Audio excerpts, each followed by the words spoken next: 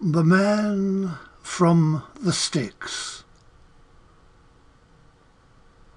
His stay in Alexandria was short. All the men he met seemed to like him. Aristomenes, son of Menelaus, a man of note from Western Libya. His name, like his costume, was tastefully Greek. He accepted smilingly the honour due him, modestly did not seek it over-zealously. He bought books in Greek, history, philosophy, read Plato studiously, but didn't say much. People admired his taciturnity, an attribute of superiority. But it wasn't a sign of his profundity.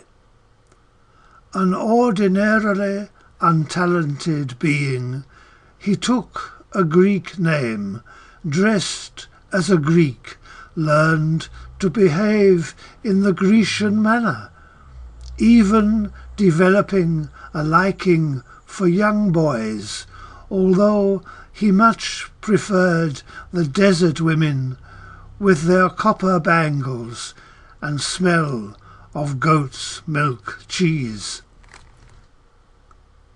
Basically, he shivered in his sandals, lest he should spoil the studied Greek impression, important in this new Greco-world, by blurting out some dreadful malapropism, declaring him barbarian after all. The Alexandrians would be sure to mock such a supercilious, carping people, the better part of valour keeping stumm, or when he spoke, stay flutteringly aware of proper declension, pronunciation, form. How it endlessly irked him, irritated, having so much to say, but scared to speak. The road to Sinope. Mithridates, of that name, the fifth, Euergetes, lord of Pontus, Paphlagonia, and Phrygia, passing on his way to Sinope with all his royal panoply, stopped suddenly on the dusty road for a drink of mountain water to cool his thirst. Eagles hurried high above his head in great arcs circling the hot and leaden sky. The sighing, dry grass rustled.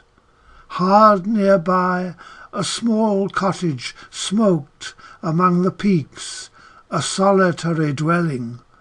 Home, the king was told, to an ancient sage, a seer of fame among the mountain folk.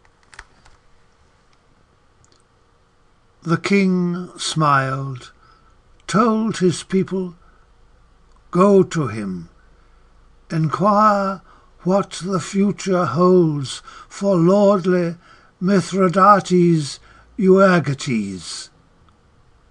Smiling still, the specious king passed on.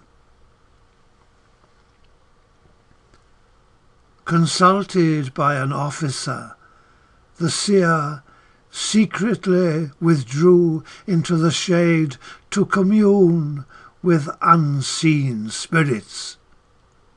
Later deep in thought emerged, and slowly said,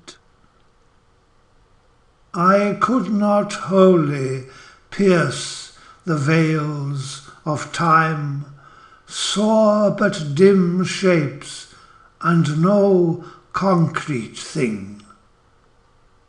Tell this, be sure to tell this to the king, great Mithridates fifth Euergetes. Let him rest content with what he has, and seek no longer to extend his rule. Moira fate is fickle, changeable, has sudden twists and turnings as she goes.